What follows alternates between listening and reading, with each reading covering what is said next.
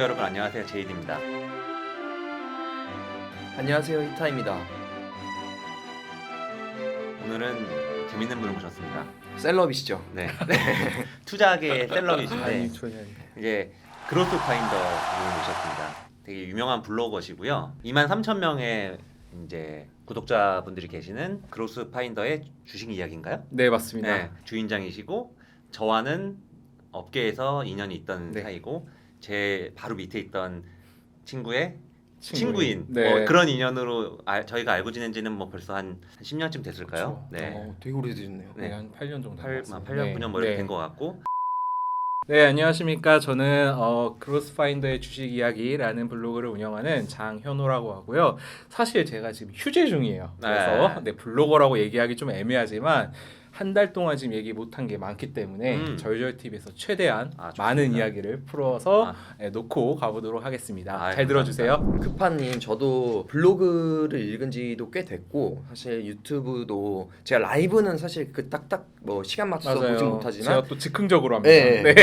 그래서 업로드 되는 거는 그래도 많이 보는 편이거든요. 아, 네, 감사합니다. 우리 구독자분들에게 뭐 소개 겸 이제 뭐 좀 말씀을 좀 드리고 싶은 게 한투신에서 일단 처음 커리어를 이제 시작하셨고 그 이후에 이제 빌리언 폴드라는 헤지펀드에서도 또 이제 근무를 하시고 커리어를 잘 쌓으시다가 지금은 이제 개인 투자도 하시고 유튜버 겸 블로거 겸 이렇게 이제 활동을 하고 계신데 일단 제가 좀 궁금한 거는 한투신 같은 경우에는 특히 이제 롱온리 펀드를 주로 운용을 하셨을 거고 헤지펀드 같은 경우에는 저희가 공매도 편에서도 저희가 다뤘듯이 롱숏 펀드 이렇게 이제 절대 수익형 이런 펀드를 운용을 하셨을 거고 개인 또 투자자 입장에서도 또 투자를 하시는 입장이니까 그 세 개의 운용하는 그런 어떤 차이라든가 분명히 그런 게 좀 있을 것 같아요. 일단은 네, 약간 좀 시간 지나면서 몰입이 많이 되는 커리어였던 것 같아요. 무슨 소리냐면 사실은 한국투자신탁운용과 같은 기관에서 제가 담당했던 펀드는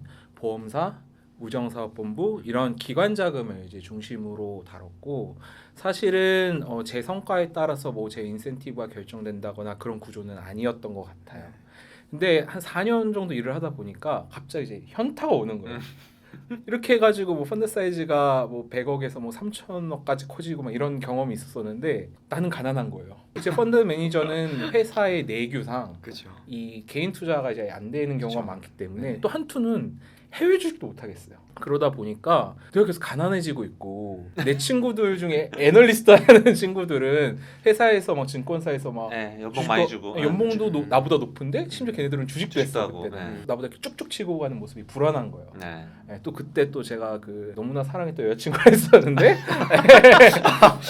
뭔가 이 친구랑 결혼을 하려고 하면은 돈도 좀 벌어야 될 것 같은데 이제 이런 생각도 해서 제가 그때 내가 잘하면 인센티브를 받을 수 있는 곳으로 가자 해가지고 이제 빌리언 폴드라는 헤지 펀드로 이직을 하게 됐고요. 뭐 잘할 때도 있고 못할 때 있었지만 크게 미스한 적은 없었다가 코로나를 전후로 해서 약간 제가 진짜 시장에는 겸손해야 된다라는 거를 많이 깨닫게 되었고 사실은 많은 분들이 느꼈을 때 위기가 이제 기회다라는 걸 많이 느끼잖아요. 그때 나도 한번 좀 고민을 해서 기회로선 삼아봐야겠다. 했는데 정작 이제 좀 회사와의 어떤 협의 과정에서 조금 늦게 나줘요. 저는 2020년 9월부터 이제 블로그 활동을 하면서 지금 이렇게 흘러왔고요. 가장 큰 차이점은 이 X축과 Y축에 대한 고민인 것 같아요. X축은 시간이고요. Y축은 수익률의 개념이라고 보시면 될 것 같은데 아무래도 한투 같은 곳은 좀 더 펀더멘털, 길게 보자, 장기 투자 이런 게 좀 이제 강점이다 보니까 시간을 어떤 타이밍을 고려하기보다는 그래 기다리면 결국 이렇게 되겠지 이런 거에 좀 초점 맞춰졌다면 헤지펀드는 말 그대로 전쟁터기 때문에 그 시간을 어떻게 더 단축시킬 수 있을까에 대한 고민 제 돈을 하다 보니까 더 그 고민을 많이 하게 되는 것 같아요. 기울기가 점점 이렇게 올라가는 건가요? 그럴 수밖에 없는 것 같아요. 맞습니다. 그래서 이해관계에 대한 것이 많이 달라져 왔고 추가적으로 X축 즉 시간에 대한 단축을 더 고민하게 되었다가 가장 큰 차이점이었던 것 같습니다. 저희처럼 전업으로 하는 사람들 입장에서 사실 되게 쉽지 않은 것 같아요. 그래서 저희는 사실 이제 자주 얘기도 평소에 하고 뭐 엊그제는 술자리도 같이 하면서 시장 얘기하는데 뭐 공교롭게도 생각은 사실 되게 비슷한데 뭐 무슨 얘기냐면 어쨌든 지금 미국에서 금리가 오르고 그것 때문에 성장주들이 무너지고 뭐 시크릿컬 주식들을 뭐 사야 되냐 뭐 이런 게 굉장히 큰 화두잖아요. 맞습니다. 그래서 뭐 그런 거에 대한 시장 뷰는 지금 좀 어떻게 가지고 계세요?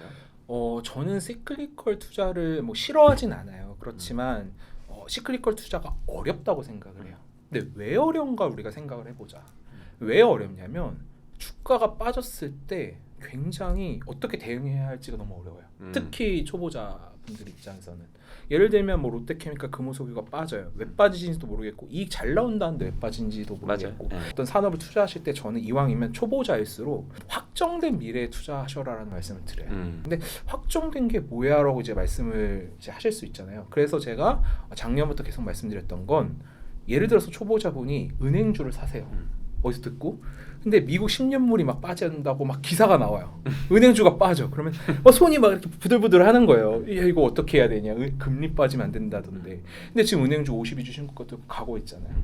그러니까 결국에 이런 환경 속에서 금리가 오를 것이다라는 그 확정적 미래에 대한 감각이 있다면 사람들이 막 왈가왈부할 때 그냥 좀 편하게 투자할 수 있다. 요 정도가 좀 사이클 산업을 투자할 때 현실적으로 개인 투자자가 할 수 있는 것 같고요. 사실은 좀 그런 개념이 어려운 것 같아요. 금리가 오르면 성장주가 빠져야 되냐?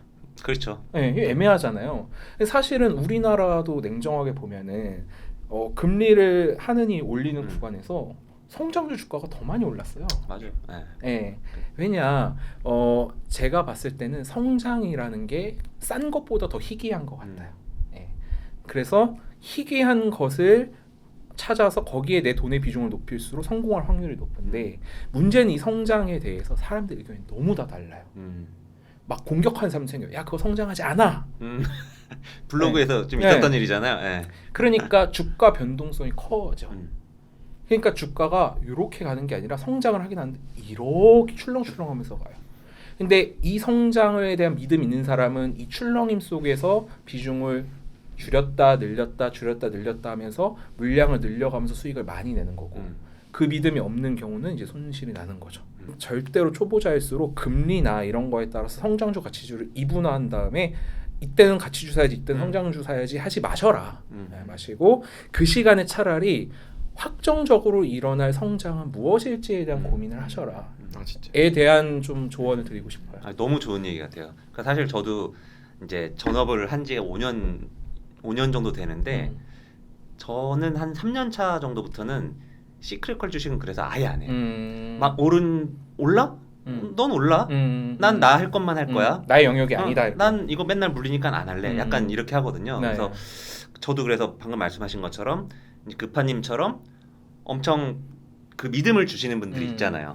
저는 애널리스트 오래 하고 그랬지만 저는 스스로 그런 어떤 믿음을 스스로 만들어내는 스타일은 아니거든요. 저는 아까 말씀하신 것처럼 잘 줄이고 잘 늘리고 이런 거를 지금 잘하는 사람인데 급파님처럼 딱 이런 확정적 어떤 믿음을 주는 그래서 제가 제가 좋아하는 거고 아닙니다. 이게 되게 재밌는 게 이분을 원래 알았지만 그로스파인더님 블로그를 우연히 보는데 이 사람은 도대체 누굴까?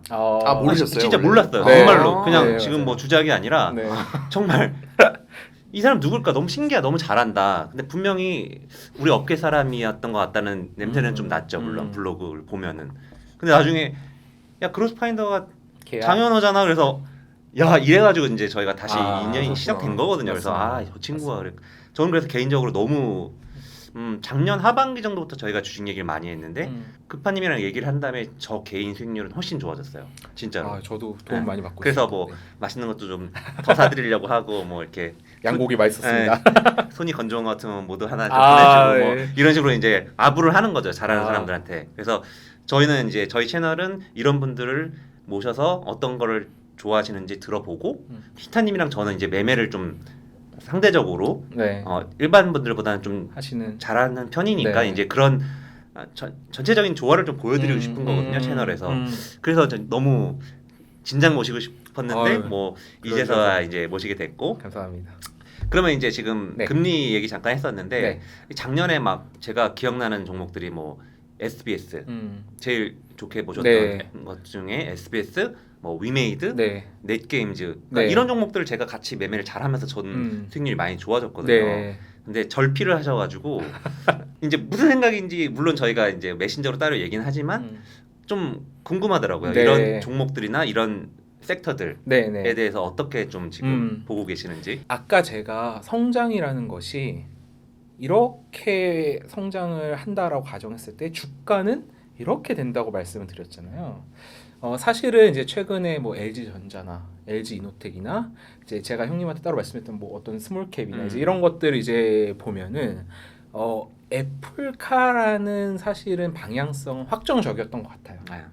근데 시장 참여자들이 그 시점에 대해서 이견이 있었던 것 같아요. 어떤 사람은 22년 9월 달에 프로토타입이 나온다고 얘기하고 어떤 사람은 24년 5년이나 대학에 나온다고 생각을 하고 하지만 애플카라는 것은 애플의 전략을 보았을 때 스마트폰에서 출발해서 웨어러블 기기로 출발해서 모빌리티로 되는 이 흐름 속에서 확정된 미래다라고 가정을 해보면은 그 아이디어를 주가가 좀 안 된다고 버리는 것이 아니라 혹시 이 사이클에서 여기인가라는 생각을 좀 해볼 수 있는 연습이 필요하거나 혹은 그런 생각을 같이 할 수 있는 크리에이터나 컨텐츠를 많이 보시기를 이제 말씀을 드리는 거고요. 그러다 보니까 사실 최근에 뭐 LG전자나 LG이노텍과 관련된 기사 플로우들 보면 애플카이가 되게 많이 나오잖아요.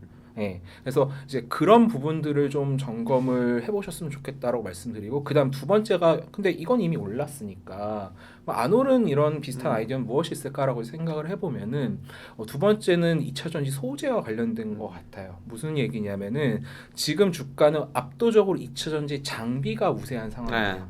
왜 그러냐? LG 에너지 솔루션이 상장해? SK 온도 투자할 거야? SDI는 가만히 있겠어라고 하면서 특히 LG와 SK 이노베이션의 이 밸류체인 장비들 중심으로 주가가 굉장히 강세를 보이고 있어요. 다만 저는 성향이 장비주보다는 소재주를 더 좋아하는데 지금은 소재주가 안 되는 구간이죠. 왜냐? 이따가 잠깐 얘기하겠지만 LG 에너지 솔루션이 상장을 하면 2차 전지나 ESG ETF에 들어있는 이 소재 기업들이 딱 들어오는 순간 비중이 낮아지면서 매도가 나온다. 그러니까 그 구조가 참 안타깝긴 한데. 그러니까 사람들이 지금 숏을 치거나 안 보거나 매도하거나 이제 2차전지 소재는 끝났어라고 하면서 장비로 우르르 갔단 말이에요. 근데 에너지솔루션이 막상 상장하면 계속 이런 흐름이 지속될까? 반대로 가겠죠. 아닐 가능성이 높죠. 그러니까 지금 이 시점에서 말씀드리고 싶은 건 예를 들어서 예를 들면 첨보, LNF, 에코프로, BM, 에코프로 이런 뭐 수많은 소재 기업들이 적어도 4, 5년까지 EPS가 40% 50% 성장을 하는데 막 작년 말에 핫했을 때는 막 PER 50배, 70배 이랬어요. 근데 지금 주가가 낮아지니까 어떤 상황이냐?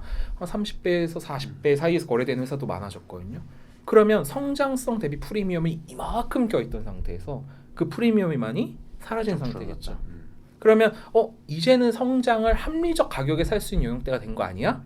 그리고 에너지 솔루션 상장 끝나고 나면 수급적 부담도 없어지네라고 하면서 이제 공부를 좀 할 수 있는 타이밍이 되지 않았나 싶고 마지막 세 번째로 말씀을 드리면 최근에 제가 비상장 회사 미팅을 이제 가끔 하다 보면은 되게 재밌는 현상이 목격되고 있어요. 외국계 사모펀드들이 패밀리 오피스를 차린 다음에 그 패밀리 오피스가 한국의 컨텐츠 기업의 지분 투자 혹은 주요 주주 SI로 참여하겠다는 태핑들을 많이 받는다 하더라고요. 그러니까 사실은 SBS도 그렇고 드라마 제작업도 그렇고 뭐 여러 가지 이유로 지금 주가가 많이 조정을 받았지만 제 생각에는 뭐 적어도 2, 3년 동안은 적어도 디즈니와 애플과 넷플릭스가 이 컨텐츠 소싱을 위해 경쟁하는 구간이 지속되는 한은 컨텐츠 업종 역시도 주가의 이 변동성에 어느 위치에 있는지를 내가 한번 고민해볼 필요는 있는 업종인 것 같고 컨텐츠와 연결되는 게 이제 엔터 업종이겠죠.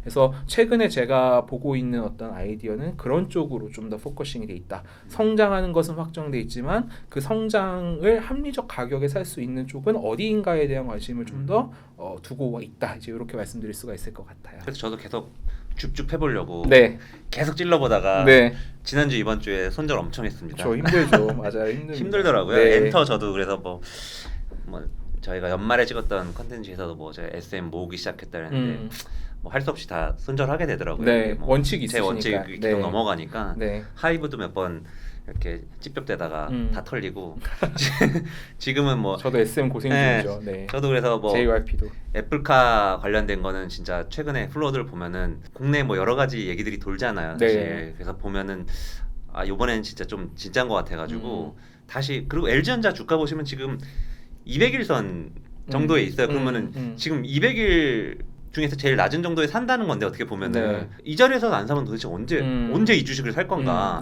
그래서 저도 뭐 오늘 좀 급등을 하는데도 이제 같이 좀 더 늘리고 뭐 엔터에 털리고 이제 또 다른 쪽에 또 희망을 지금 보고 있는 상황인 거죠.